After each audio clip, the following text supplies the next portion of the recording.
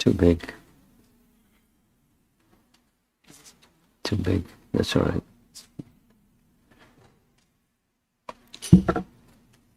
Continuing. We made it all the way to chapter 3.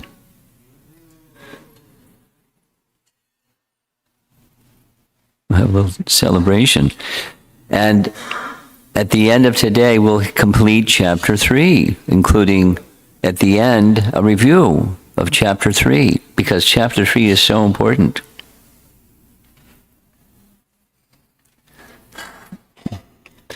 Picture, we'll show you the picture shortly. Picture in your mind that chart,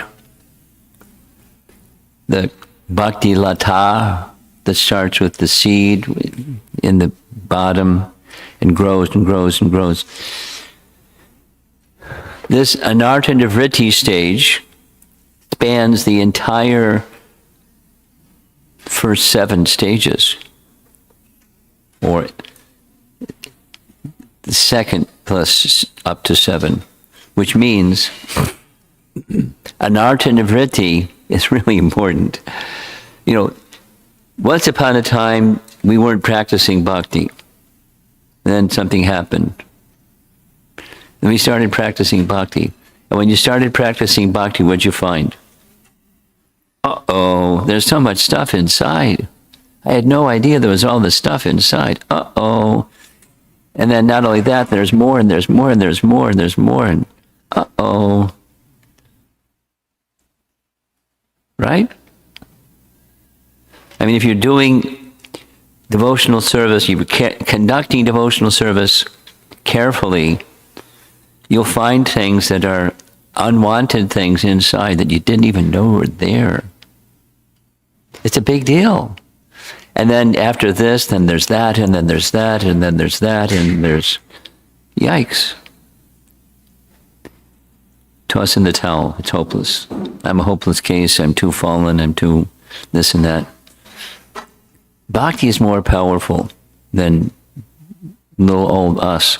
We just have to open ourselves to the cleansing process in the association of devotees, bhajana kriya, in proper sadhu sangha. And stay with it. And then there's stages, and that's what we're hearing. So, chapter 3, remember from yesterday we discussed bhajana kriya, unsteady and steady. Later we're going to discuss steady. That's on the other side of anartha nivritti. There's the, we discussed unsteady, anishtata. We're going to touch on it again this morning. The verse is directly in the Srimad Bhagavatam,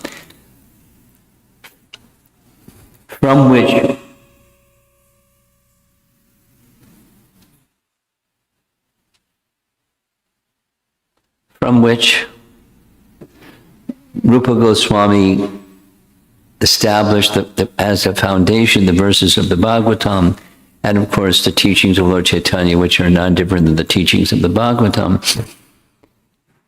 The principle of anishtata and nishtha, both of which, can you fix that echo ring back thing?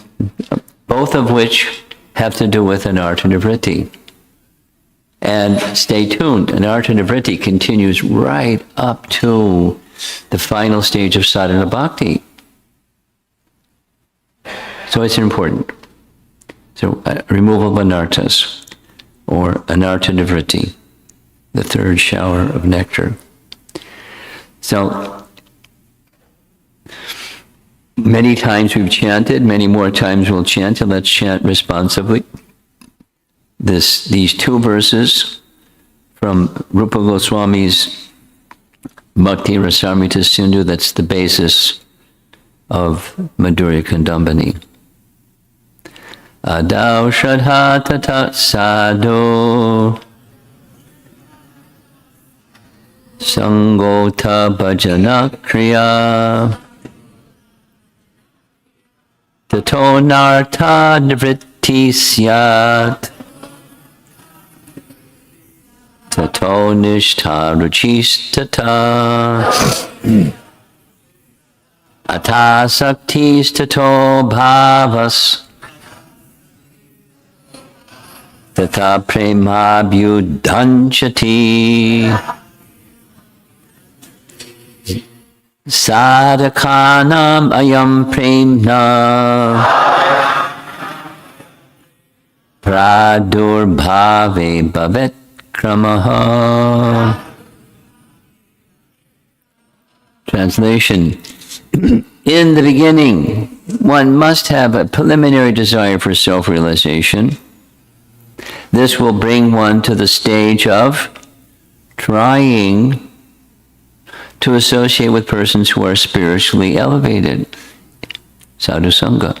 In the next stage, one becomes initiated. That was fast. By an elevated spiritual master. This is Prabhupada's translation. He included initiation in the Bhajana Kriya stage. Under his instruction, the neophyte devotee begins the process of devotional service. Then our topic for today. By execution of devotional service and the guidance of the spiritual master, one becomes free from all material attachment. Yay! Hang in there, everybody.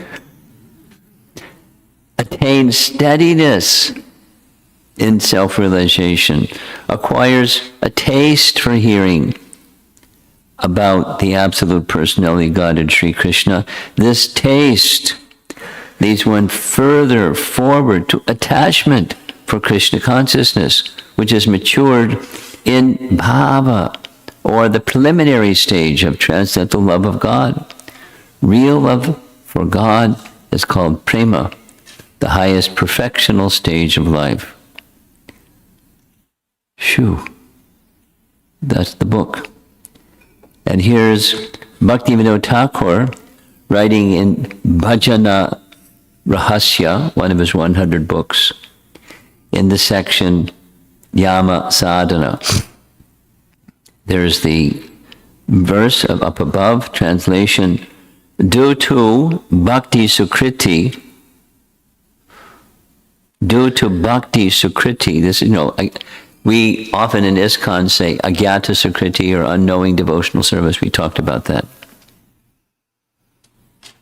Due to bhakti sukriti, one gets shraddha, faith in devotional shastras.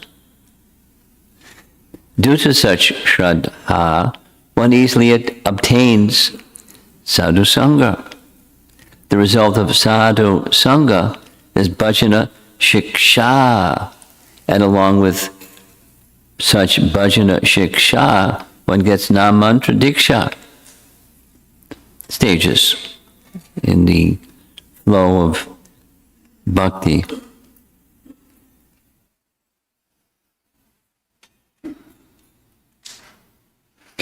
What I intended to do was, I didn't do it, but I'll say it. I intended to show you a photograph of Sri Sri Radha Damodar, the deities that are in Gitanagari. So, little history. Once upon a time, Srila Prabhupada started the Hare Krishna movement. And one of the places that was forerunner in, devotees joined the Hare Krishna movement like anything in Los Angeles and San Francisco. I didn't visit those places because I was an East Coast person. But I certainly heard about the West Coast devotees, because they were really, really dynamic. And one of those West Coast devotees was Vishnu Jan Swami, another was Tamal Krishna Maharaj. They were friends, really good friends. And at a certain point in time, inspired by Srila Prabhupada and being very gifted in kirtan, Vishnu Jan took it upon himself to start the Radha Damodar bus program Now, when he started, there was no Radha Damodar. It was just a bus program. It was Vishnu Jan Swami and his followers, the people that liked kirtan. And they bought a bus. It was an old one. Then later they made an upgrade, but they started with a really old one, because that's all we had money for, was the real old one, used bus.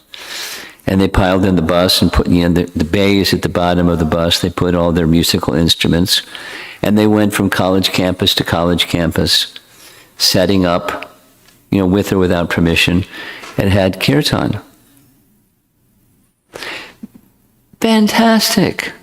The musical accompaniment, Asaraj, I heard the sound of their recordings on college campuses, and it was really dreamy. Asaraj is not a common instrument in the West, and they had it amplified, all the technology stuff. So the sound was robust, and someone playing violin, and someone playing flute, and someone playing this, and someone playing that, and Vishnu Jan Swami at the harmonium and the microphone. And it was so charming. And of course they had some books, and there was a book table over there, and books were distributed, and the seeds of bhakti were being planted, in other words. And then, because he felt, or maybe, I don't know exactly the flow, he felt the necessity that there should be some deities to worship. He asked Prabhupada. Prabhupada said yes. So he, Vishnu Jan Swami, had a pujari. He personally did the worship, but he also had a pujari, the main pujari, and a cook in the bus. And they took Radha Damodar on the bus and became the Radha Damodar bus program. Because Tamal Krishna Maharaj was dear friends with Vishnu Jan Swami from way back, they teamed up. Dynamic team. Then the bus program, book distribution, Kijai, all over the country. But Vishnu Jan Swami continued with Radha Damodar. At a certain point in time, that the whole program wound down, and the deities, Radha Damodar, needed a home. Paramananda, who was the founder of the Gita Nagari community, accepted, requested and accepted the worship of Sri Radha Damodar. That's where they are. So if you want to see Radha Damodar, that's where you go, Gita Nagari farm. And I had heard, they were like, I could hear recordings of Vishnu Jan Swami, but I never seen Radha Damodar. The first time I saw Radha Damodar was very interesting. Bhakti Sukriti. The first time I saw them, they were visiting. The bus program came to visit New York, and they wanted to go to Harlem. You know Harlem. It's a dangerous place. And on, what's the name of the street? One of the main cross streets, I forget the name of the cross street at the moment, they brought Radha Damodar out of the bus on a palanquin, set Radha Damodar up on the sidewalk on their palanquin, and then people, passers-by, heard the kirtan, bought some books, and saw Radha Damodar. And I thought, wow. Do they know what they're doing? It's a dangerous place. In Radha Damodar, anybody could do anything at any time because it's wild men. But that's what they did. And that's the mercifulness of Radha Damodar. They were like Gaura type, but they were Radha Krishna. And that's what they did all over the country. And they were protected by, the spiritual potency of Vishnu Jan Swami and his kirtan and the devotees. And so many persons received prashadam, deity darshan, kirtan, books. Sadhu Sangha. It was a dynamic program. It was subsequently, mini copied by other devotees. It's anyway. I wanted to just show you an image. I didn't put it together. A photograph of Radha Damodar. But that's this, inspired by this, due to bhakti sukriti, one gets shraddha. That's how it starts.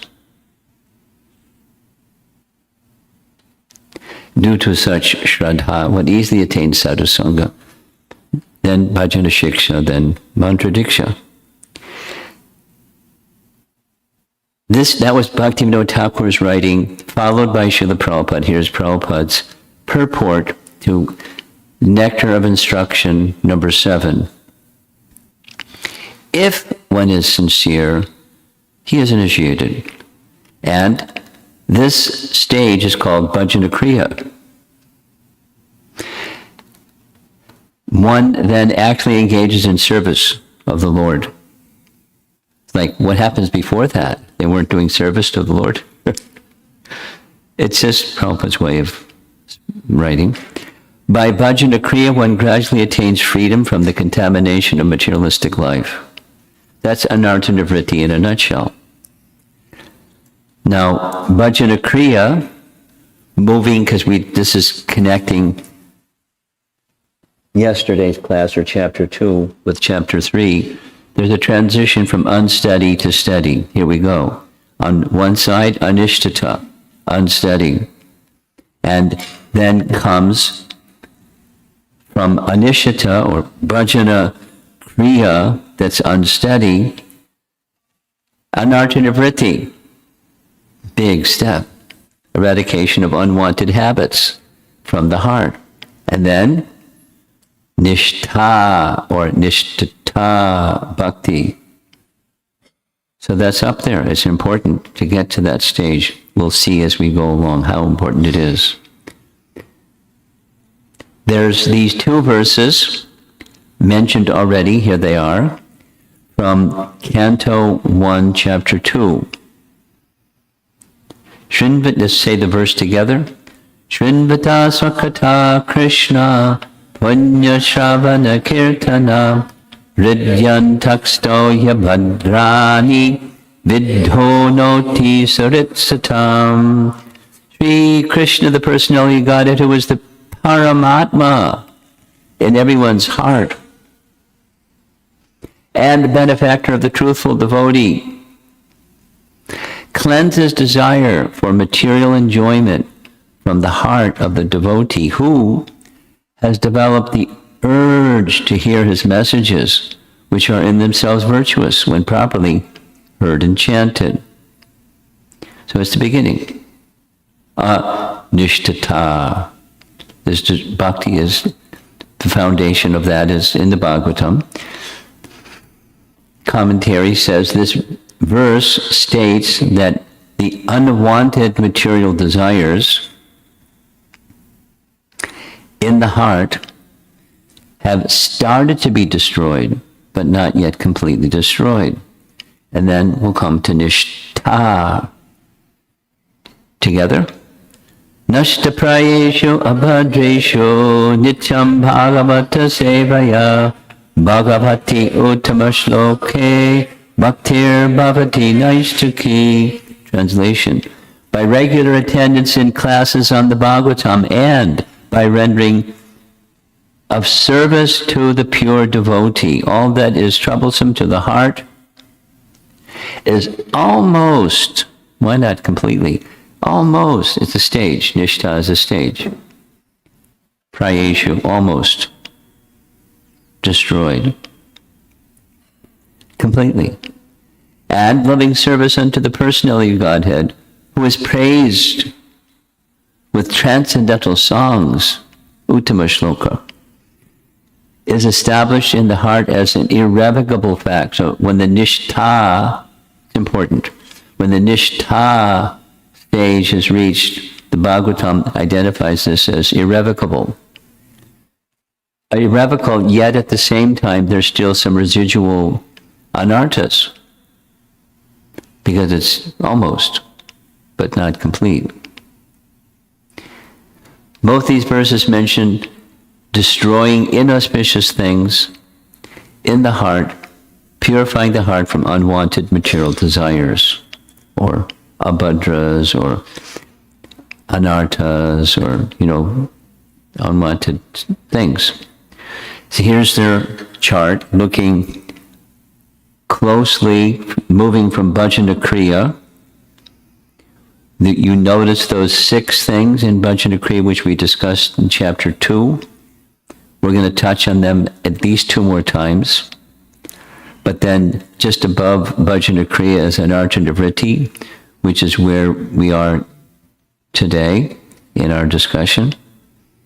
And then next, chapter 4, we'll hear about what's just above that, leading to the stage of nishtha and entering the stage of nishtha.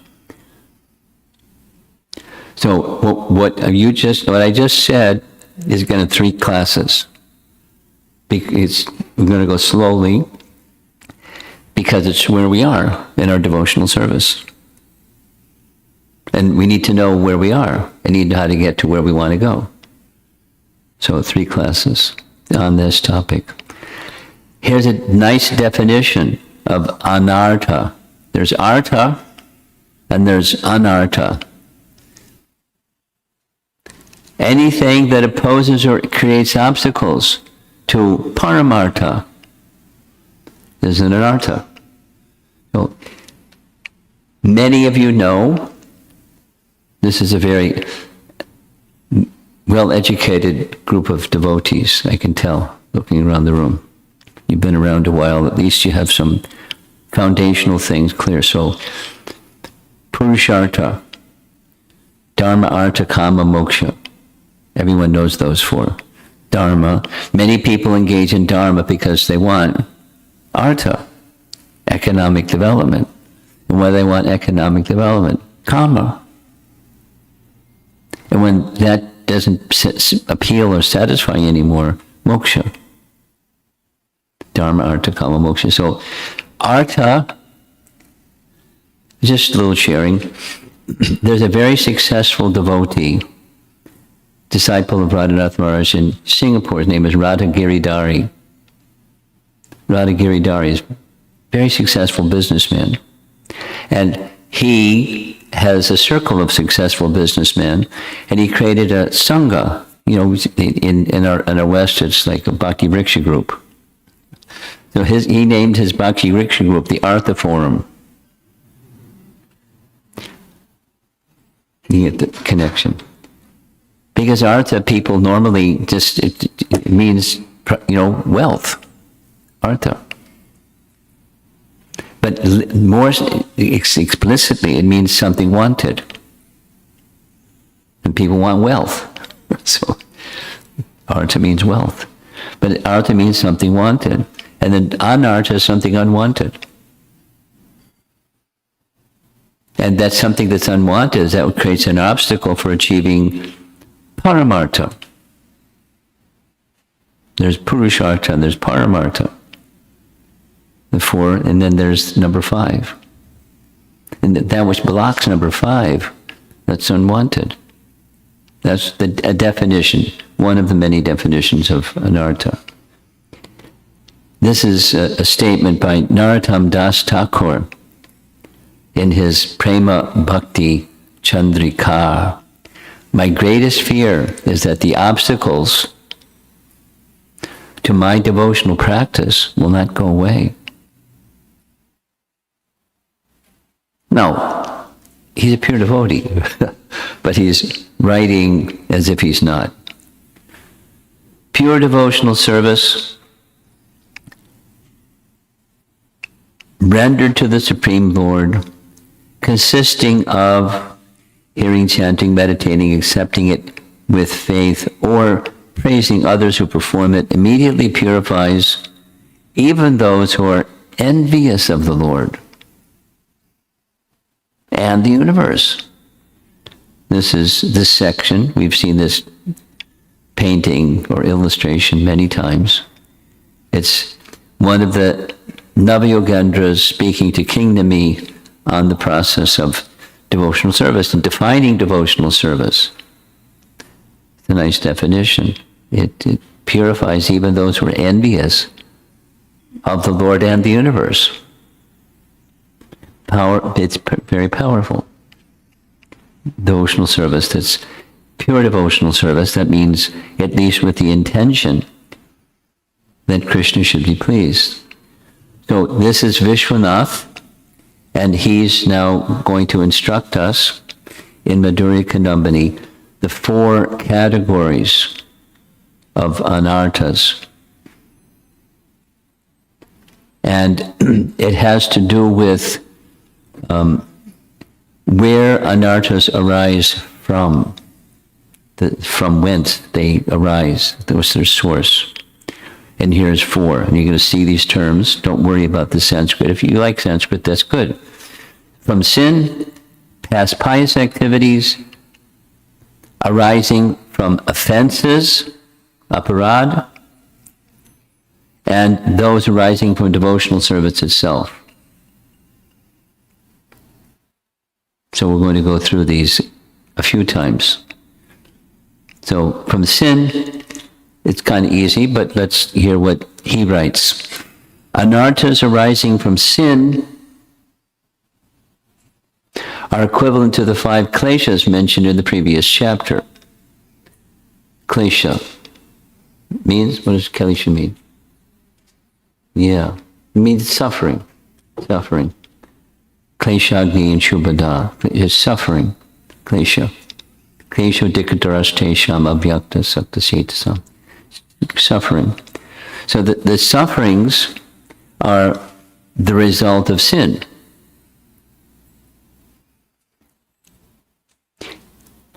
Those arising from pious activities, he's quickly going through the 4, and then he's going to go further. Various kinds of sense enjoyments. Anarthas arising from offenses refer principally to namaparads, due to the principle of upalakshana. Now, this is a term that I'm not so familiar with. Therefore, you'll find it like 6 times in the course of this presentation, so that it becomes clear what's an upalakshana. It's just saying one thing and acknowledging this one thing is covering many things because they have some connection, a series of things following one thing. So you just say the one thing, and by upalakshana, you're saying all the other things without saying all the other things, because they're part of a series. So you just say the one thing. That's an upalakshana. So offenses is namaparad because the other items are identified or follow or flow from namaparad, so just say namaparad. And it implies the other things. It's implied understanding. Clear? We're going to run across this a few times. So now we're going to go through these 4 one more time. Anartha nivritti is cleansing of the unwanted desires. As mentioned at the beginning, it goes all the way up to just before bhava bhakti. That means asakti. So it's a long journey. From where do anarthas arise? Same list of 4. Sinful activities, pious activities, bhakti successfully yet imperfectly performed, and then from offense. Bhakti imperfectly performed means there's bhakti and there's some fruit of bhakti. You get some praise, you get some distinction, you get some honor. And if the heart isn't yet pure, then one becomes the enjoyer of those things. Or the tendency is, unless the heart is pure. So the answer to that one is don't praise devotees because they might get puffed up. You praise devotees, and it's their worry if they get puffed up or not. But we should be concerned, and it's not just turn it off. No, don't praise me.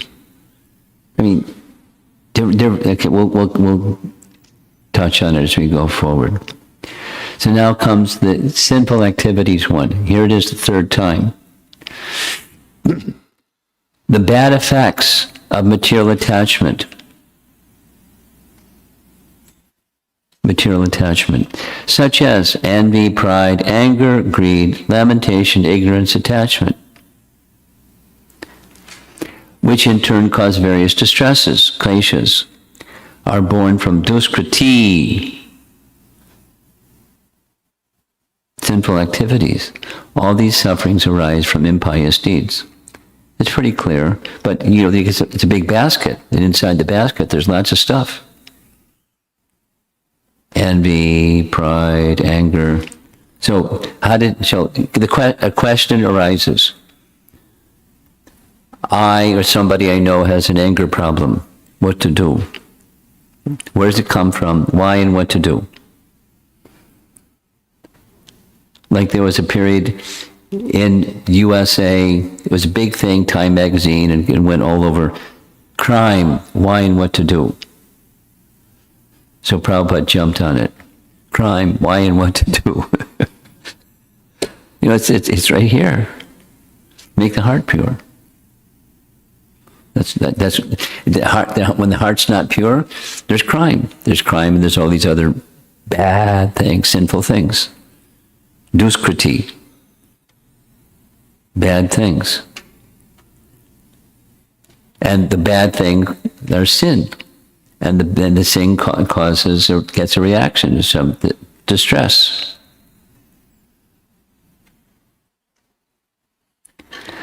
So where does sinful activities come from? Ignorance. Remember? Remember? Some of you remember. I see some heads nodding yes. Some others are looking like, what's he talking about? Since time immemorial,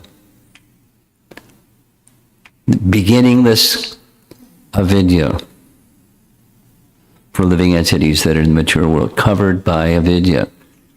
And from avidya, when living entities desire, it's an ignorant desire. When you do ignorant desire, you get an ignorant reaction to ignorant activity and leads to suffering. What to do? Remove ignorance. How do you remove ignorance? Well, there's different paths of yoga. And, Gyan yoga, but to qualify yourself, you need to prior or subsequently at least detached work. Because attachment to work, the fruits of work, not just the work, but the fruits of work, it covers, it's ignorance. It's the donkey chasing the carrot or the morsel of grass. Anyway, detached work, karma pala tyag. It's, you know the verse. You cited the verse yesterday. Karma evadikaraste ma paleshu kadachana. Very good. So that's detached work. You're not entitled to the pala. But many people they do work because they want the pala. Otherwise, they're not going to work. Come work in my workplace, but I'm not going to offer you any pay. What? Come again? But we do it. Hare Krishna devotees do it. People think we're crazy. I was speaking to a college kid, and to the college kid I said, I don't have a bank account. I don't have a car. I have a computer. I don't have a home. I don't have any income. He said, I can't relate to this. I said, you don't have to. You can, but you know, use it for, when you get something, use it for Krishna. That's what you have to relate to. Ma pleshu kadachana. You're entitled to your duties. Perform your duties. So sinful activity is one's attached due to ignorance, without understanding higher purpose of life. You just, anyway, sinful activity. And someone was asking recently, what's this Hridaya Dorbalyam thing? Hridaya refers to the heart, and Daur Balyam is weakness of heart. And the weakness of heart has subdivisions. Here's in Madhurya Kadambini. If you can't remember all the terms, don't worry about it. But weakness of heart flows from, or is a consequence of, sinful activities. The heart becomes weak. You attach to insignificant things. Kuti nati, deceive and pretend. Matsarya, in that same list up at the top, envy. Sva pratishtha, desire for name and fame and position. We talked about it in chapter 2. Here it is again. Tarangarangani. And now comes, attachment to, this is not yet the category of bhakti successfully performed. It's just doing material stuff, and doing material stuff because one wants his name, fame, and position. Material life. According to Vishwanath Chakravarti Thakur, the other three are byproducts of the first one. They're subsets of the first one. Be attached to insignificant things. That is to say, one can't understand what's significant and what's insignificant. If you don't know what the goal of life is, you can detect something as the goal of life. And it's going to be something insignificant, transient, temporary, insubstantial, illusory goal of life.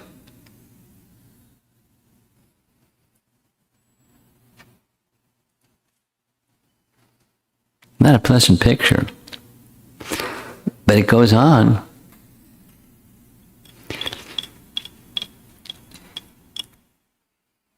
So, tucha asakti. And that's the mama, then there's the three babies. Kutinati. Matsarya. Swapratishtha. So that's sinful. And here's pious. Now we're going to have another chart. The consequence of piety, generally speaking, it doesn't have to be, but generally speaking, it's thirst for the asat. Krishna means thirst. Asat means that it's temporary or non-spiritual. And there's divisions. Gross material things. Heaven. Mystic cities. 5 types of liberation. Now, the 5 types of liberation could be a little puzzling, but devotees have refined intelligence, so they can understand it. At least by practicing bhakti, you can get refined intelligence and understand why that's an attraction for asat. While it sounds like it's leaving the asat and going for sat. It's not the attainment of liberation, it's the thirst, Krishna, for it. We'll discuss it a few times going forward in time. Craving for temporary pleasure is also, this is asat trishna, desire in the heart, which is an anartha stemming from sukriti. Pious deeds facilitate enjoyment of the senses, or gross senses or subtle sense. So here we're gonna go through this list, these 4, a little slowly. Pious activities, enjoying results of pious acts, such as sattva-guna things, or the desire for liberation. So that's the puzzling, for some people, the puzzling one. Why is that a material desire? Sometimes anarthas arising from pious deeds are listed under the kleshas. Here's Bhakti Rasamrita Sindhu. Remember, Vishwanath Chakravarti Thakur is a lover. He's attached and looks up to and holds onto the lotus feet of Rupa Goswami because he's so elevated. He's learned everything from him. Remember, 3 commentaries on very elevated texts when he was 16. So he is immersed in Rupa Goswami. Here's a Rupa Goswami verse. We'll see it again, and then again. As long as the witch, Pishachi, of longing for bhakti mukti, occupies the heart of an individual, how can the supreme delight and joy of bhakti spring in that heart? Bhakti mukti siddhi kami sakale ashanta. Pishachi. Pishachi is a witch. Here's a nice story.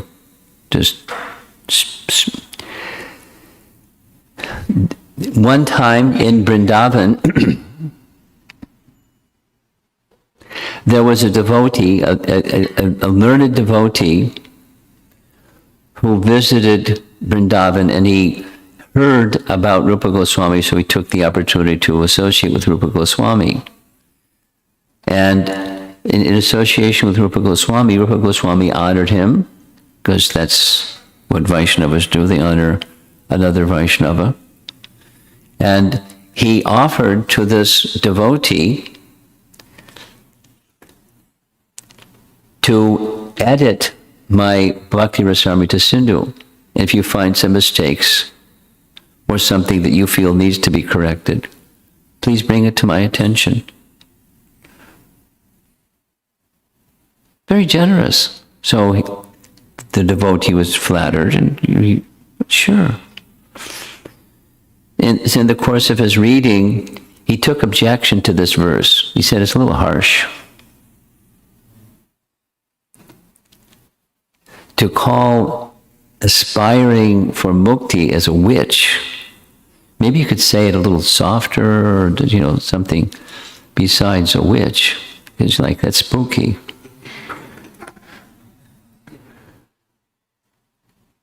And he brought this to Rupa Goswami's attention. Rupa Goswami's reply was, let me consider. Let me consider. He didn't say yes, no. Let me consider. Jiva Goswami was with Rupa Goswami when this exchange took place. Jiva Goswami took this sadhu to the Jamuna for his bath, and on the way he scolded him. You have no idea who is Rupa Goswami. You wouldn't speak like this. Why he is saying like this is not, it's not the attainment, it's the trishna to attain, the motivation to get something. That's a witch. If it comes, fantastic. Fantastic. But one's aspiration should not be, let me out of here, this place is crazy. That's a witch. That witch blocks bhakti. Bhakti doesn't have that wish. Bhakti just wants to please Krishna, not Om Jai Jagadisha Hare, please give me this, please give me that. Om Jai Jagadisha Hare. Not like that. Bhakti is free from jnana and karma.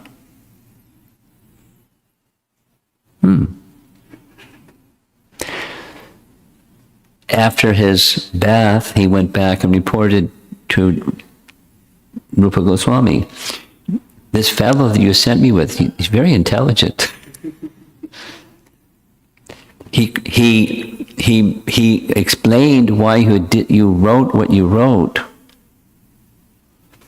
And he's right. So you're very fortunate to have such a qualified follower, disciple. It was his nephew.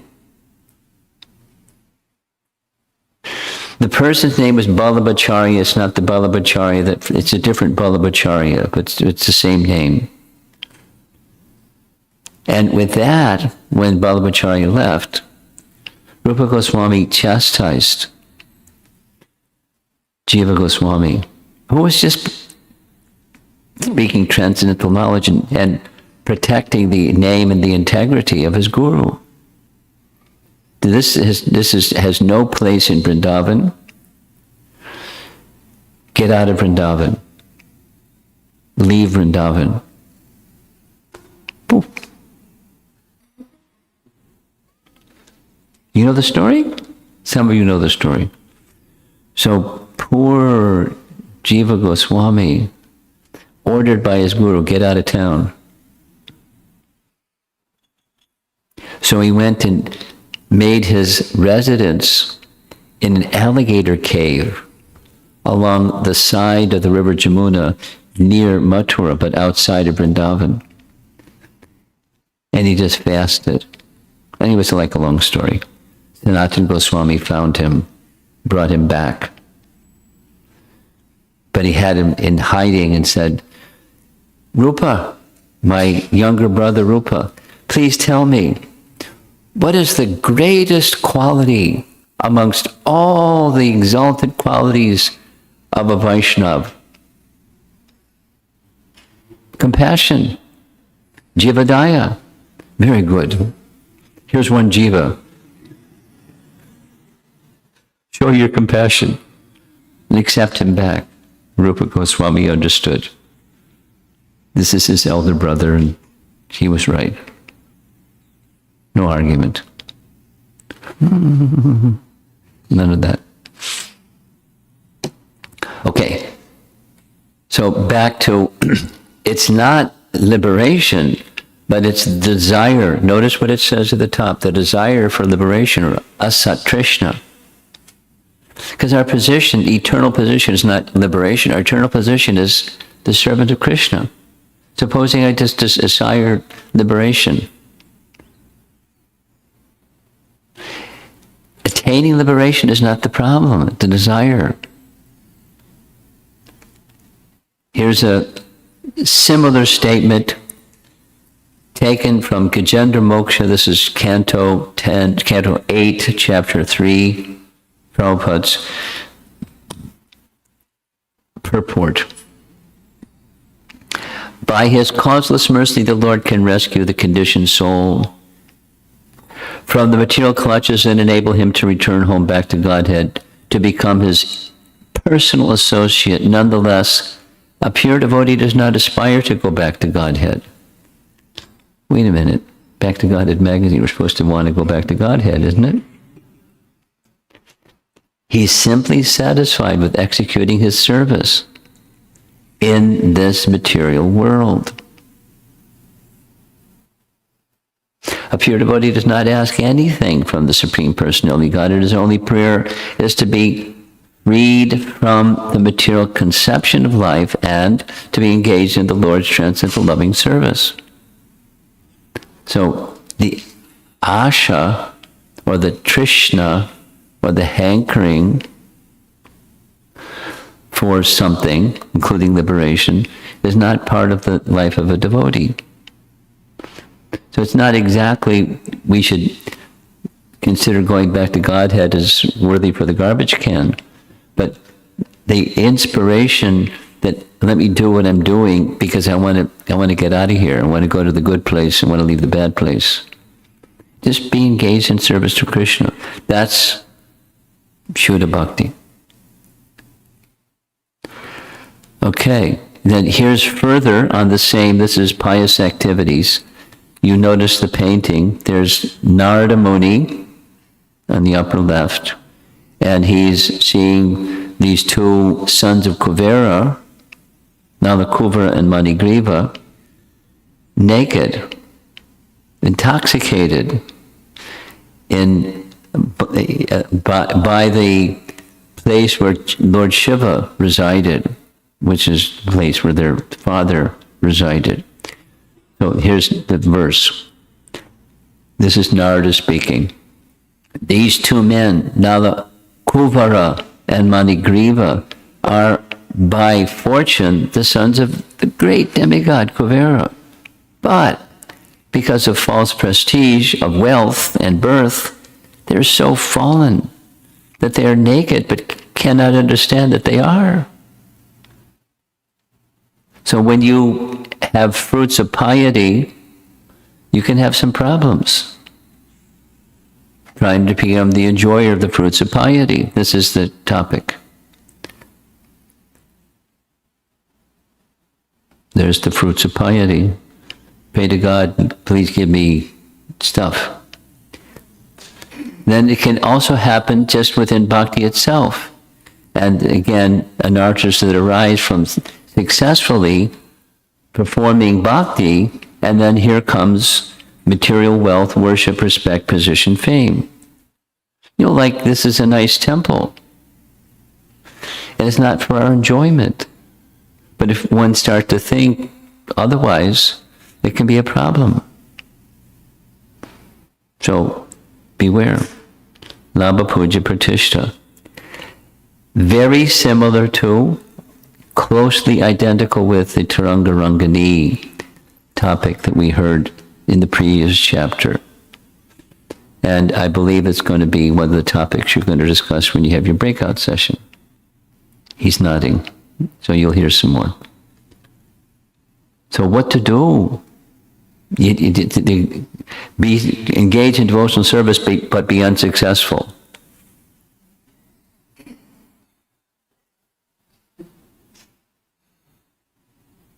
No. Trinadapi sunechena, turor api sahishnuna, amanina manadina kirtaniya sadhari sikshastika 3. That's the remedy. It's a remedy for not having a taste, and it's a remedy for being successful. Here's some additional points. Very nice. This is all chapter 3. You all have a copy, hard copy or digital copy of the book. You'll find it in the book. If success in devotional service is not curbed, there's an additional consequence, and that is you can make mistakes in philosophy. Look at this, there's a whole bunch of them. Mistaking the Supreme Lord to be someone else. Mistaking the living entity to be God. Mistaking the learning of proper knowledge. Mistaking knowing what is the goal. Watch out. So someone can maybe engage in devotional service not properly guided or not properly replied, and they can shift, they can drift and get the wrong idea. It has happened. There's some very prominent historical events, part of which we're going to hear on Sunday, Vishwanath Chakrabarti Thakur dealing with a fellow that was trained in Gaudiya Vaishnavism, but he became deviated and came up with his own teachings and was arguing against Rupa Goswami and Chaitanya Mahaprabhu with his own ideas. It's not the first time. Now comes the really big one. Anarthas arising from offense or hatred towards devotional service. Look at this, there's another list. There's Nam Aparad, Seva Aparad, Vaishnava Aparad, and Jiva Aparad. Jiva Aparad in Vishwanath Chakrabarti Thakur's book doesn't get so much attention, but we can be offensive just to anybody, and that's an obstacle. It creates something unwanted in the heart. But he spends much more time on these others. Unwanted desires arising from offense. So now let's go into these four a little bit, starting with seva aparad. Seva aparad generates anarthas only when deliberately done. No, you should have received, I'm looking for words. Did you receive the list of seva aparads? Yes? Okay. So there's lists. It's right in Nectar Devotion, and it gave you some other lists. What? You want to see the previous slide? That one? Tell me when I can go. Okay.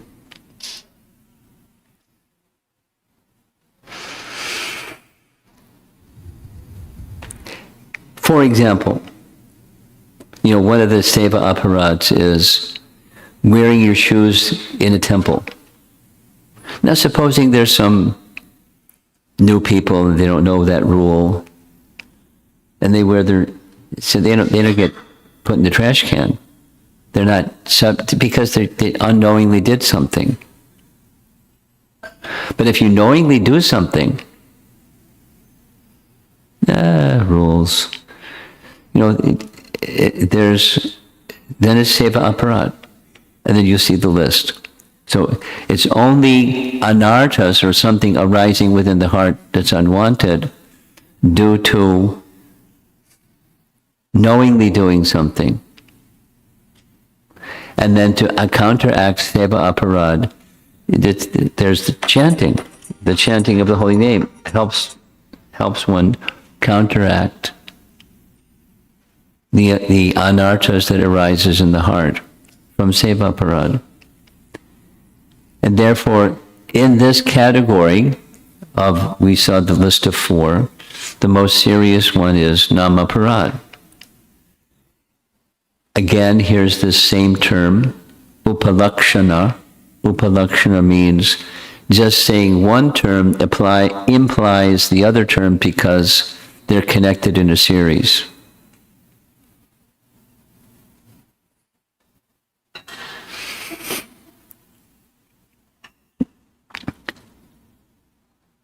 Here's a nice verse from that same section, the Navyogendras, speaking to King Nimi.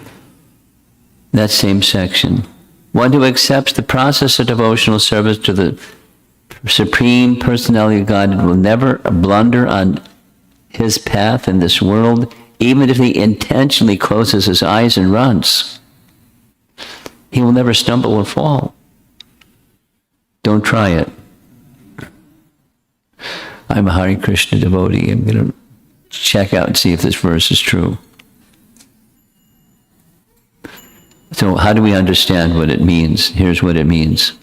Anyone who, due to wholeheartedly and enthusiastically taking up Bhagavad Dharma, unintentionally acts contrary to the rules of devotional practice, such a devotee still does not incur sin, nor is his advancement depreciated. To neglect angas of bhakti out of enthusiasm is not an offense. It's an important verse. It comes up now and then in our devotional writings and teachings, so we need to know. We don't, it's closing your eyes and running means purposefully, it's not purposely violating standards. But in my enthusiasm, I may overlook something, some detail that's important, but I'm so enthusiastic with what I'm doing, I may not pay attention to something. And for that, because of that enthusiasm to serve and please Krishna, it's the detail is the detail. It doesn't result in your bhakti being blocked. Clear? Sridhar Swami explains same thing. Closing the eyes and running while eagerly pursuing the goal does not create an aparad. This is a nice little drawing of Sridhar Swami. So on the topic of namaparad, there's namabhas, and we'll spend a little bit of time. There's 4 standard categories of namabhas. That's this, a Jamila story is one example. He's calling a son, that's his intention, but he happened to name his son Narayana, who is this not his son. Or horrible in Yavana languages, haram, haram, horrible, they're calling Ram's name. Or Jarasandha, laughing at Krishna, scorn and derision, Stobha, Anamabhas, Hela Namabhas. So we're going to go through each of these. Disregard or inattention. So this is Vishwanath Chakrabarti Thakur's example, straight from him. There's some bandits. Notice the bandits, they're robbing somebody, they've got him tied up in a rope, and they sang this prayer or praise of themselves. That's what's at the top. Vane Charamo Vasu Shaharamo. They're saying Ram's name. Nadim's Taramo na bhayam smarama, etc. We roam in the forest, we loot wealth, we effortlessly cross rivers, we know no fear. But it's Rama, Rama, Rama, Rama. Thus, even the forest-dwelling dacoits attained liberation by their constant chanting in contact with the name of Rama. This is Vishwanath's example. Sanketa, unintentional. Or joking. 17 times Jarasandha came to attack Krishna in Mathura with many Akshohini divisions, and he was humiliated. Every one of his soldiers were killed except him, and Krishna said, "You can go home now." Dishonor is worse than death. So he got another army and got another army, and 17 times completely demolished except himself. 18th time, he came with even bigger army. And when Krishna ran, he said Krishna's name in scorn. "You fearful, foolish person." 23 Akshohini, there's big numbers. So anyway, so Krishna climbed the hill, jumped off the hill, you know the pastime, chanting Krishna's name in scorn and derision. So, excuse me, in joking, this is the Shishupal saying he disliked Krishna so much. Hela Namabhas, there we are. None of you do this, of course. Inattention.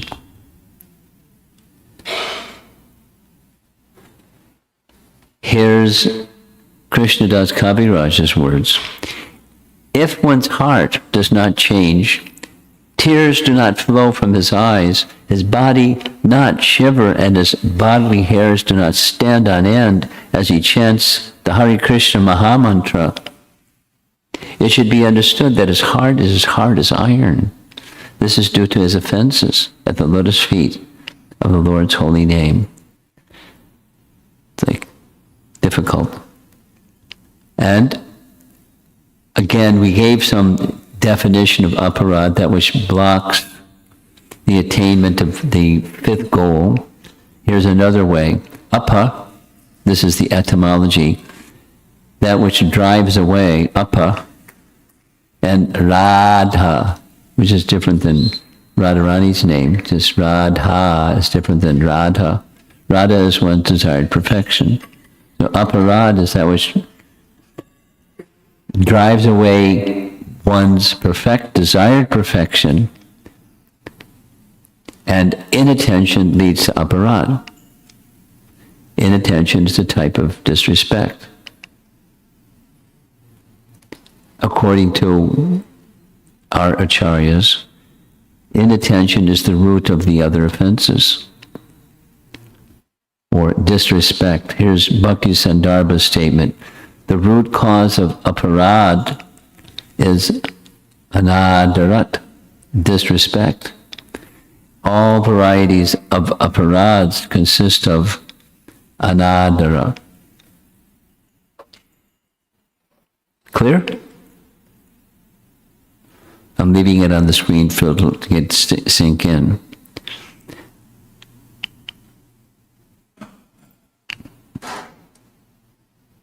Bhakti Sandarbha, Jiva Goswami explaining the root cause. It's a big problem. Anartha is a big problem. And the aparads that produce the anartha, it's disrespect. Or another way of saying the same thing. Same thing said in a different way. That which is spiritual is seen as material. So I don't respect the spiritual, I see it, the spiritual as material. Think of what those 10 offenses are. We're going to quickly go through the 10 offenses before we end today. What to do when you find yourself in this position?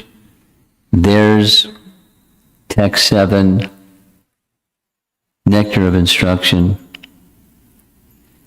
adarat. Instead of,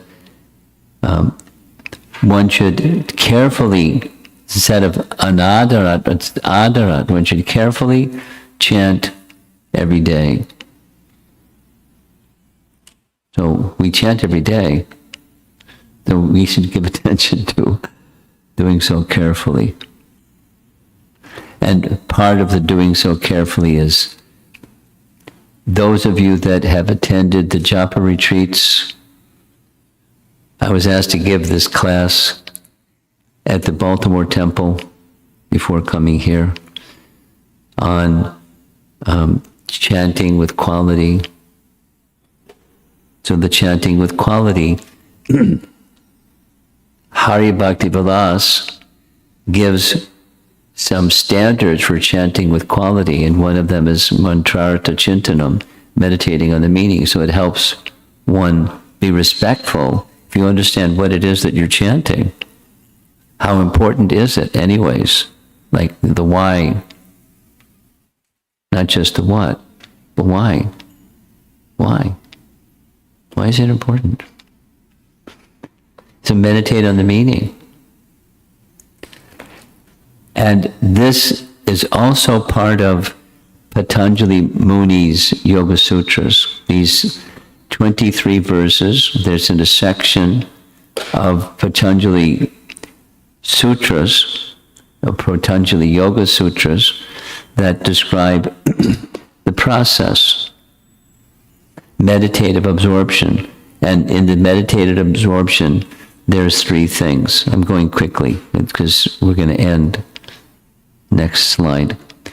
There's 3 things. Practice. This is a definition of abhyasa. 3 things. Uninterruptedly. Nairantarya. So, with respect. Satkara. Over a prolonged period of time. Dirghakala. So some practice of yoga, which we do. Our acharyas point to Patanjali and Rupa Goswami in his writings, the Hari Bhakti Vilas and Hari Bhakti Vilas's writings point to the same points that have Patanjali, which comes from the Vedas. This theme that I wanted to emphasize, I'm saying it again, so it's repeated for clear understanding. The teachings of bhakti are rooted in the Vedas.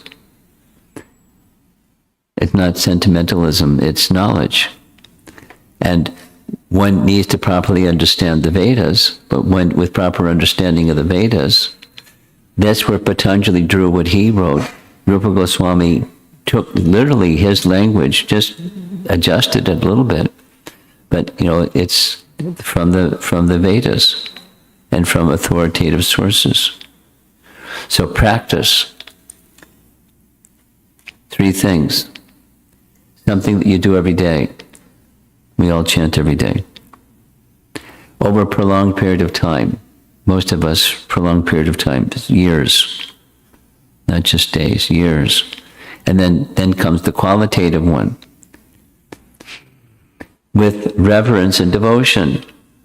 So this is this adarat instead of anadarat. It's with reverence and devotion, or satkara. Same. I mean, the Sanskrit word's different, but the message is the same.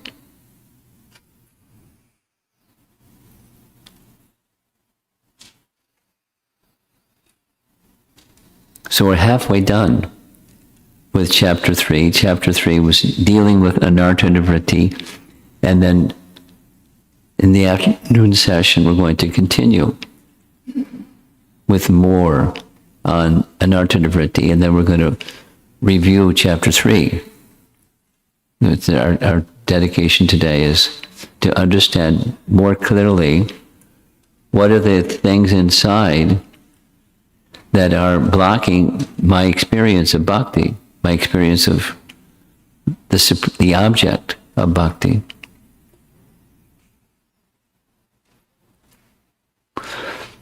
We've all been engaged in devotional service for some period of time, and our happiness that we've achieved all that we can possibly achieve, that's not any one of us probably. So what's the obstacle? What's the obstacle? Anarthas in the heart. And there's a process to remove them. We should know what they are and the process to remove them. Okay. End of part 1. And what time? Okay. Supposed to end at 9 o'clock, correct? Yes? Yes. So we have 12 minutes for questions, if there's some questions or comments. Yes? There was a lot to digest, Maharaj. Yes. I'm glad you're hungry.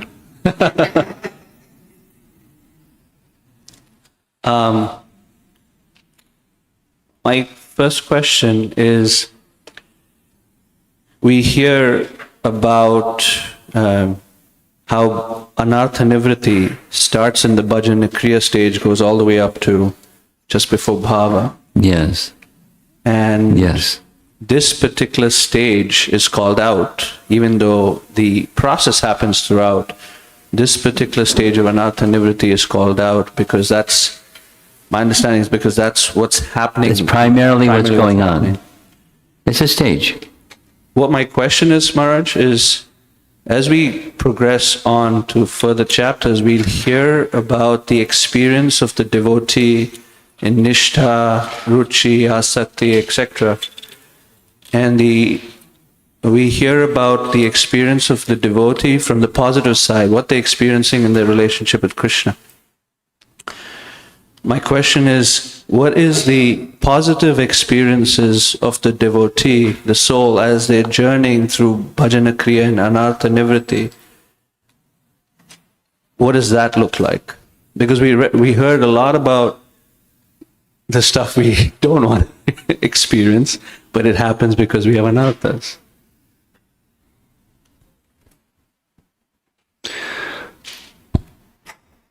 Well, it's like I could say two things that come to mind. It's like looking at the sky. I was walking over here, the Texas sky. It's like big. Same sky everywhere. And in the sky, there's some clouds. And then when there's lots of clouds, the sun may be there, but you can't see the sun so well because there's lots of clouds. But when the clouds dissipate, then you can see the sun, and you can see other things in addition to the sun more clearly. So the experience is the relationship that eternally resides in the heart with Krishna becomes more clear. That's the positive. And then, one may, you take this word taste. According to Narada Muni's description to Vyasadeva, just when he's a little kid, hearing for 4 months of the rainy season from the Bhakti Vedantas, he's a little kid. He had a taste. That's the seed. And then the seed grows, and the seed grows, and the seed grows. So everything, as anartha is clear, then the taste, the happiness, the sense of the Supreme Person, the sense of connectedness, it all, the clouds go away, and the light becomes brighter.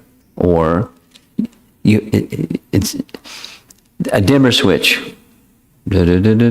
So as brightness comes on, then you can see clearly things. It's like, in the evening, asking for the lights to go down, because then the contrast, you can see the screen better. It's like that. So the positive experience in different, the affinity for, attachment to, taste, the object becomes more clear. There's attachment to try to do devotional service, the hearing and chanting nicely, and the higher stages is attachment to the object of hearing and chanting. It just grows. Inversely proportionate. Next.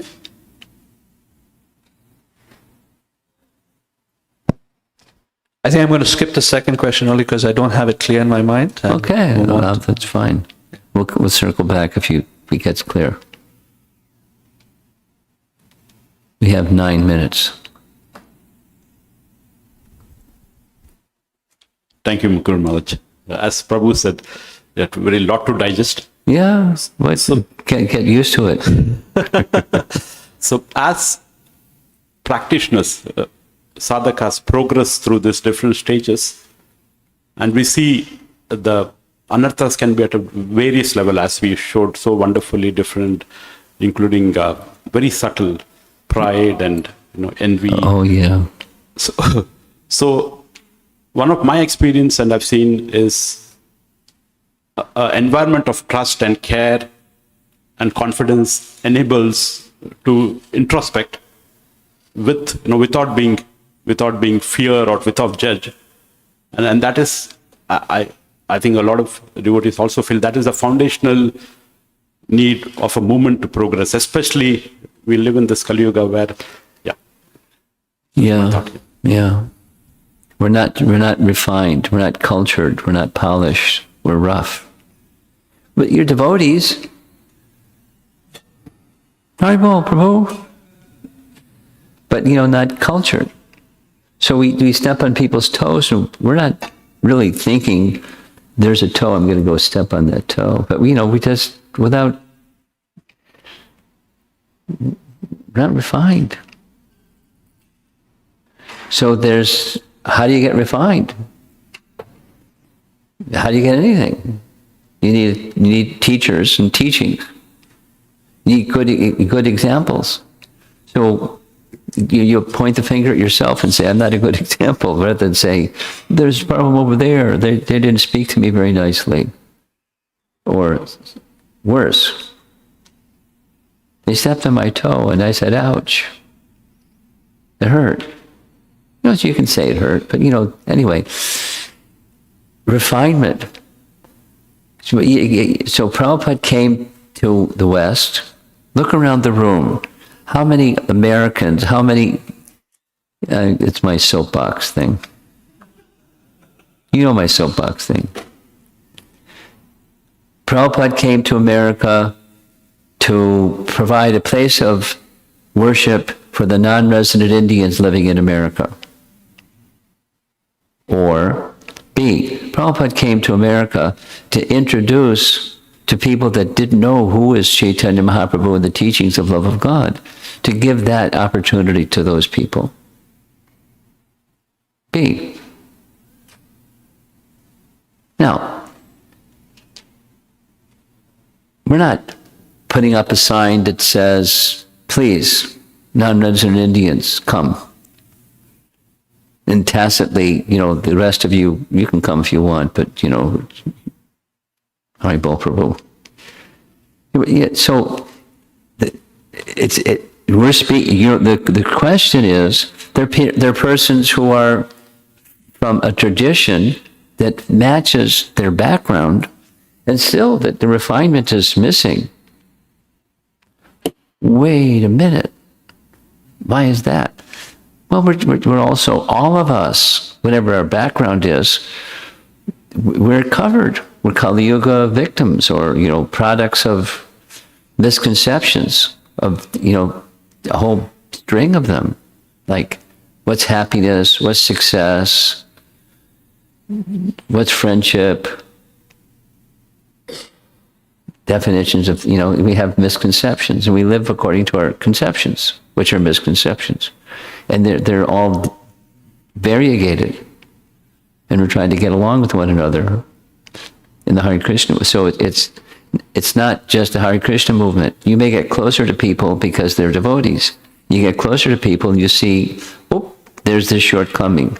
This is like yourself. You can see the anarthas that within. So if I have anarthas within, does that mean others are supposed to not have anarthas within? And when they do their anartha thing, what do? How do I process that? What opportunity do I have in association with someone who, like me, has anarthas within? How do I engage with that person?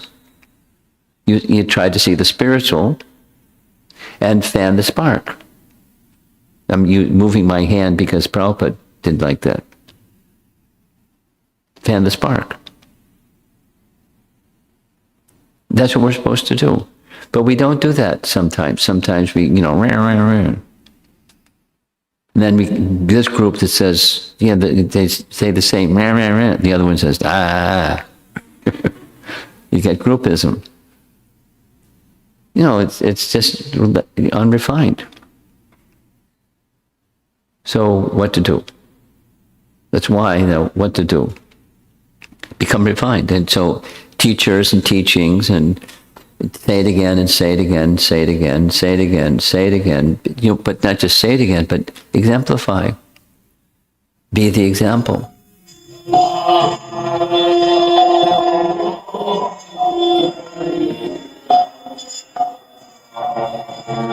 Prabhupada ki jai.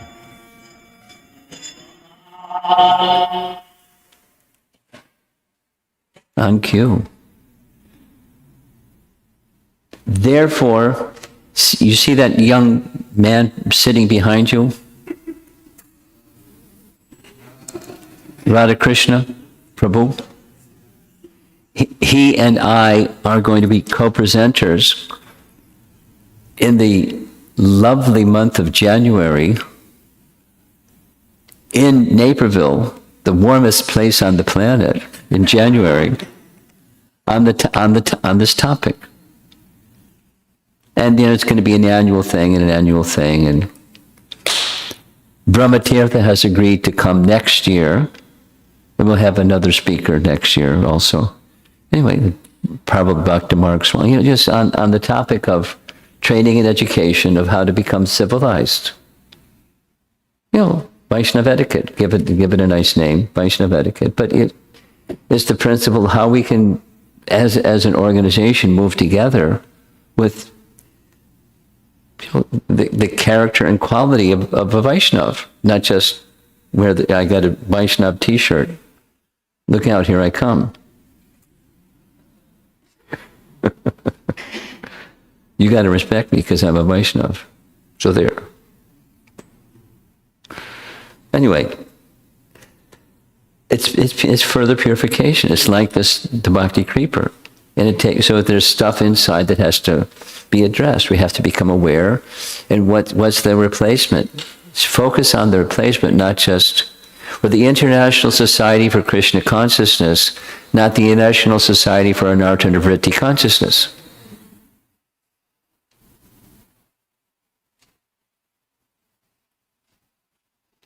And we have a long ways to go. And there's more people coming in the door.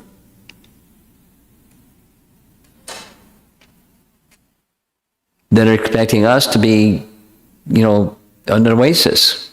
And we're not there yet. And, who knows? Like your question you raised, they may turn people away because we're not properly exhibiting the character and quality and speech and conduct of a Vaishnava. Although we're Vaishnavas. We're Vaishnavas. We're just not there yet, Vaishnavas. That's all of us, not pointing fingers at somebody, groups or something.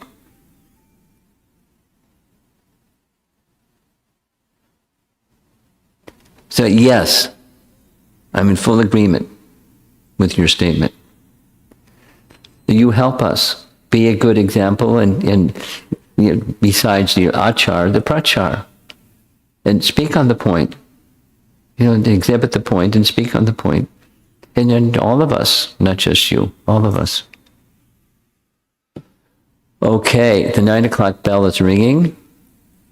We're going to break. And see you all later at what time? 10 o'clock. Yeah. 10 is the kirtan, then 10:30 is... Yeah, 10 o'clock is the kirtan, 10:30 is the session. Okay. 10 o'clock. Have a nice breakfast. Srila Prabhupada ki. His Holiness Ramappa Swami Maharaj ki.